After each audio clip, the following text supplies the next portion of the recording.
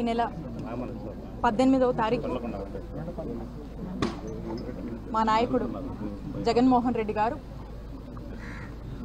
రెంటపాళ్ళ సత్తెనపల్లి నియోజకవర్గానికి ఏదైతే కూటమి ప్రభుత్వం ఏర్పడ్డాక రెడ్ బుక్ అని ఒక కొత్త రచనలకు దారి తీసిన ఒక గాడి తప్పినటువంటి పాలనలో అలా ప్రభుత్వం మారగానే మా ప్రభుత్వం మారగానే కూటమి ప్రభుత్వం రాగానే ఈ జరుగుతున్నటువంటి హింసలో భాగంగా ఈ నాగమల్లేశ్వరరావు అనేటువంటి 38 సంవత్సరాల యువకుడు ఈ గ్రామ వైస్ సర్పంచ్గా ఉన్నటువంటి వ్యక్తి ఆల్రెడీ వాళ్ళ నాన్నగారు ఈ యొక్క మండలము సంబంధించి ఎక్స్ మండల్ ప్రెసిడెంట్గా పనిచేస్తున్నారు. ఈ గ్రామంలో ఎంతో మందికి తెలిసినటువంటి వారు, ఒక ఉనికి ఉన్నటువంటి వారు, కొద్దో గొప్ప ఓ మంచి ప్రజాసేవ చేసినటువంటి వ్యక్తులుగా పేరొందినటువంటి వాళ్ళు. మరి ఆ వ్యక్తిని కౌంటింగ్ రోజుని పోలీసులు పిలిచి ఏ విధమైనటువంటి పోలీస్ హరాస్మెంట్కి గురి చేశారు అనేది మనం చూసాం. దాంట్లో భాగంగానే మనం చూస్తే పోలీసులు ఏ విధంగా అయితే తన్ని హింసించి ఇబ్బంది పెట్టి అది ఒక పోలీసులు కూటమి ప్రభుత్వం వచ్చాక పోలీసులు ప్రేరేపించి అది ఒక ఆయన గడ్డి మందు తాగి హత్య చేసుకునే వరకు వెళ్ళిందంటే ఇది కూటమి ప్రభుత్వం చేసినటువంటి ఒక హత్యగా చూడాల్సినటువంటి అవసరం ఉంది.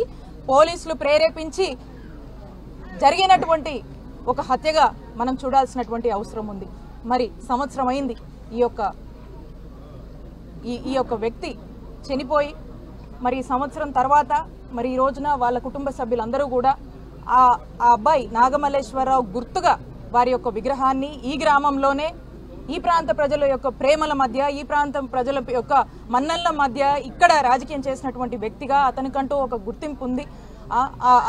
ఆ ప్రేమాభిమానాలకు సంబంధించి వారి యొక్క కుటుంబము, ఈ గ్రామస్తులందరూ కూడా ఆ విగ్రహాన్ని ఏర్పాటు చేసుకోవడం జరిగింది.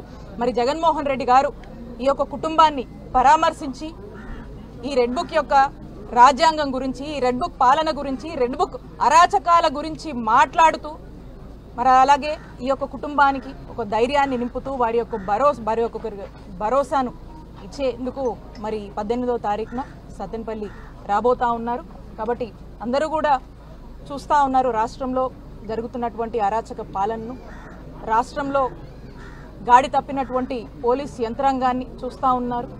ఎంతోమంది ఈరోజు సామాన్యుడికి రక్షణ లేదు, మహిళలకు రక్షణ లేదు, ఏ వర్గానికి కూడా న్యాయం జరగట్లేదు అనేటువంటి విషయం ప్రతి ఒక్కరికి కూడా తెలుసు. అన్నిటి అంశాల గురించి మాట్లాడుతూ ఈ కుటుంబానికి భరోసానిచ్చేందుకు జగన్మోహన్ రెడ్డి గారు రానున్నారు. కాబట్టి ఇక్కడ ఉన్నటువంటి ఈ పల్నాడు ప్రాంతంలో ఉన్నటువంటి అందరూ కూడా మరి యొక్క అరాచకాల్ని ప్రశ్నిస్తూ మరి ఇలాంటి కుటుంబాలకు అండగా నిలబడడానికి మన ముఖ్యమంత్రి గారు ఉన్నారు. కాబట్టి మీ అందరూ కూడా దీంట్లో పాల్గొనవలసిందిగా మీ అందరూ కూడా పిలుపునిస్తూ